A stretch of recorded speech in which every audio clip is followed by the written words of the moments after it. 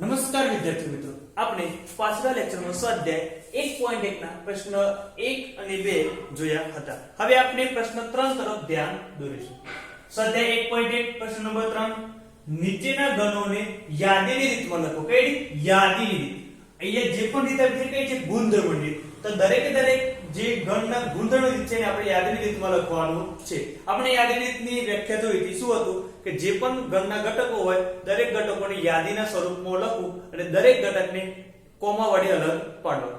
Okay, હવે શું છે? અહીંયા ગણ એ x જ્યાં x એ પૂર્ણાંક સંખ્યા છે. કઈ છે? પૂર્ણાંક. અને દરેક સંખ્યાઓ -3 અને 7 વચ્ચે, -3 અને 7 વચ્ચે આપણે સંખ્યા રેખા ઉપર જોઈએ. સંખ્યા રેખા ઉપર આપણે જોઈએ તો 0, -3 અને 7. તો કઈ કઈ સંખ્યા આવશે? -2, -1, 1, 2, 3, 4, 5 અને 6. તો -3 અને 7 વચ્ચે કઈ સંખ્યા છે? આ દરેક સંખ્યાઓ આવશે, પણ કઈ? પૂર્ણાંક, અપૂર્ણાંક સંખ્યાઓ નહીં. તો જવાબ હશે ગણ એ પૂર્ણાંક સંખ્યાઓ -2, -1, 0, 1, 2, 3, 4, 5 અને 6. ઓકે, -3 અને 7 ની વચ્ચે. હવે જો અહીંયા ઓર ઇક્વલ ટુ હોય, -3 greater than or equal to, ધારો કે -3 less than or equal to x, -3 less than or equal to x less than or equal to 7 હોય તો અહીંયા or equal છે મતલબ -3 પણ આવશે. અહીંયા or equal નથી એટલે -3 નહીં આવે. બરાબર. હવે આપણે જોઈશું x જ્યાં x એ 6 કરતા નાની પ્રાકૃતિક સંખ્યાઓનો પણ છે. 6 કરતા નાની પ્રાકૃતિક સંખ્યા. પ્રાકૃતિક સંખ્યા કઈ? 1, 2, 3, 4, 5, 6 લઈને અનંત સુધી. તો ગણ b બરાબર 6 કરતા નાની 1, 2, 3, 4, 5. બરાબર. હવે ગણ c x જ્યાં x એ જેના અંકોનો સરવાળો કેટલો હોય? 8 થતો હોય તેવી બે અંકોની સંખ્યા. તો આપણે જોઈએ કયા કયા અંકોનો સરવાળો 8 થતો હોય. ધારો કે 17 1 + 7 = 8. એ રીતના 26 2 + 6 = 8. 35 3 + 5 8. 44 4 + 4 8. 53 5 + 3 8. 62 6 + 2 8.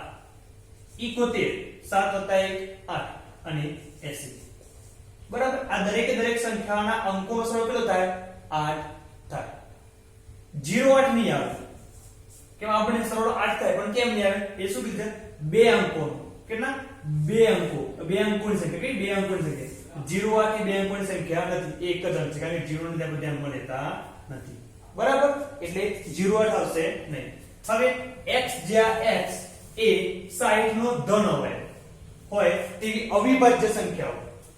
અવિભાજ્ય એટલે આપણે 60 ની અવિભાજ્ય સંખ્યાઓ જોઈએ.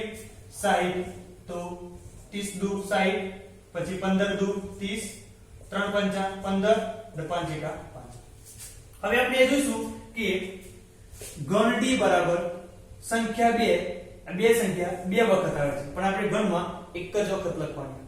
કોઈ પણ ઘટક જો બે વખત આવતો હોય તો એને એક જ વખત લખવાનું, બે વખત લખવાની જરૂર નથી. તો આપણે 2 ને એક વાર લખી દેશું. 3 અને 5 અવિભાજ્ય સંખ્યા. બરાબર. ત્રિકોણમિતિક શબ્દના મૂળાક્ષરોનો ગણ તો આપણે જોઈએ તો e બરાબર t r i g o n o નહીં લખવાનું. કેમ? o આવી ગયો. ફરીથી લખવાની જરૂર નથી. m e પણ નથી આવ્યું. t આવી ગયો, લખવાની જરૂર નથી. r પણ લખવાની જરૂર નથી. કેમ? આવી ગયો. y. બરાબર. એ જ રીતે f બેટર શબ્દના મૂળાક્ષરોનો ગણ b double t e r. તો બેટર માં સૌથી પહેલા b, પછી e double t એક જ વાર t લખવાનું. e આવી ગયો, લખવાની જરૂર નથી. છેલ્લે r. બરાબર.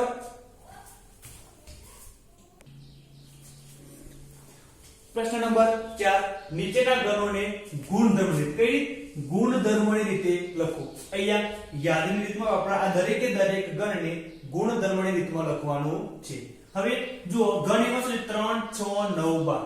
3 6 9 12 આ ચારે સંખ્યાઓ 3 ને ગુણે છે. પણ એ 3 ની ગુણે. 3 એકા 3 8, 3 દુ 6, 3 તાલી 9, 3 ચોક 12. શું છે? 3 ના ગુણકો છે. તો આપણે લખશું ગણ a બરાબર x જ્યાં x બરાબર 3n. શું લખશું? x જ્યાં x બરાબર 3n. હવે n આપણે કઈ લેવાના? 1 2 3 4. તો 1 less than or equal to n less than or equal to 4.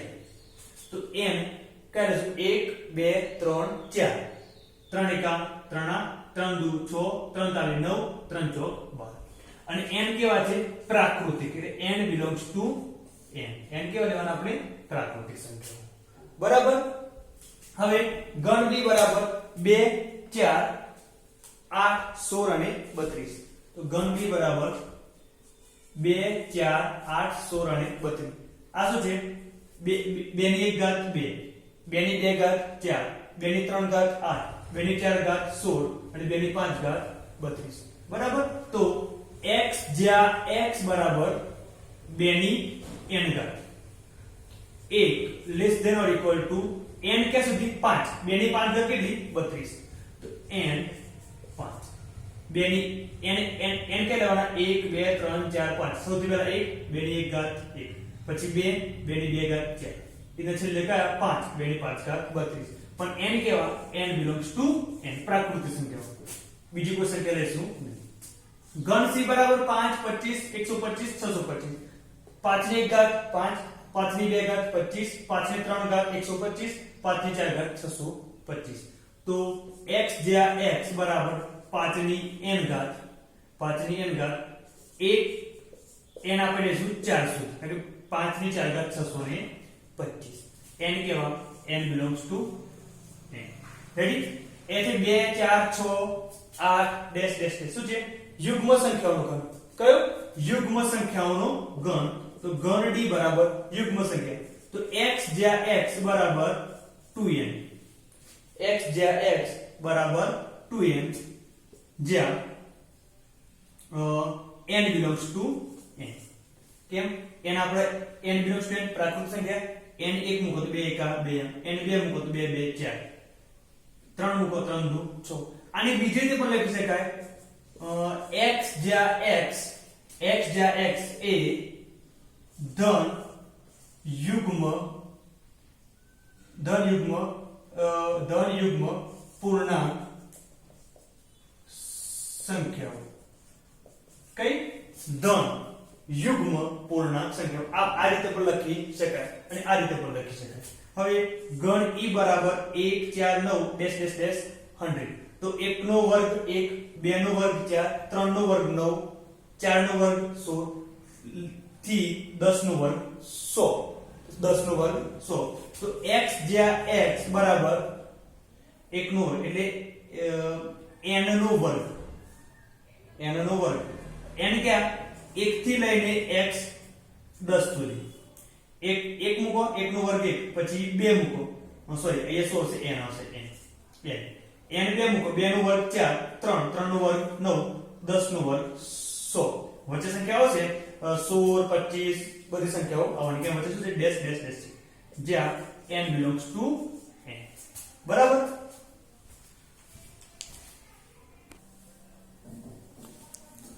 પ્રશ્ન નંબર 5. નીચેના ગણોને બધા જ ઘટકોમાં લખો. ઘટકોમાં લખો મતલબ યાદીની રીતમાં લખો. શું?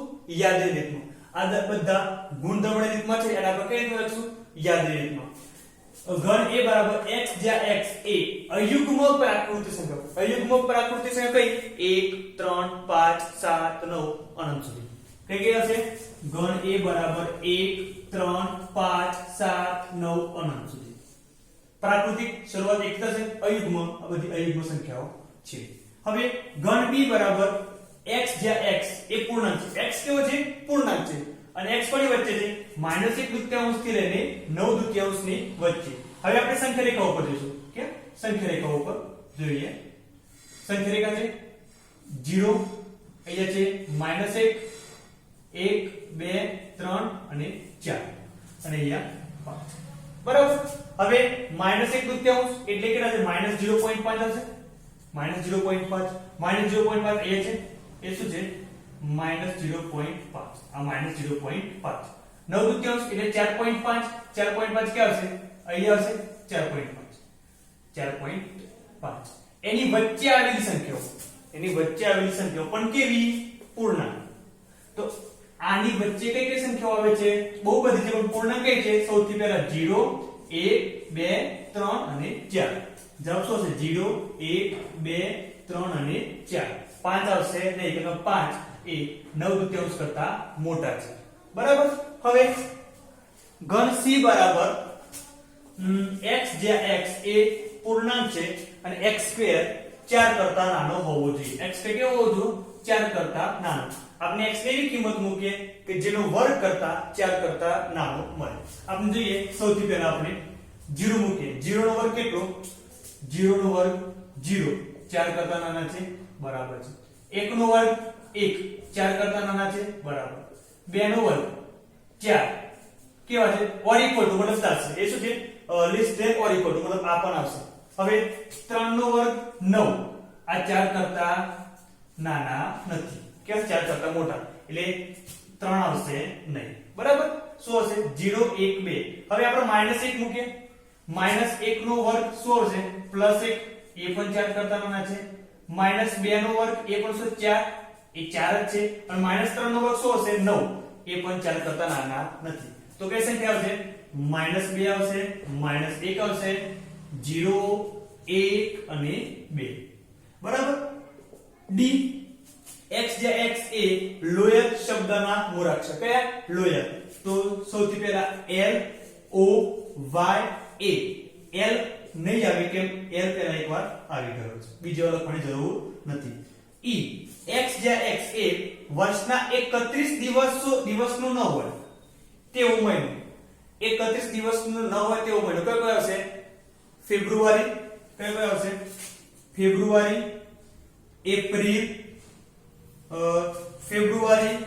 એપ્રિલ જૂન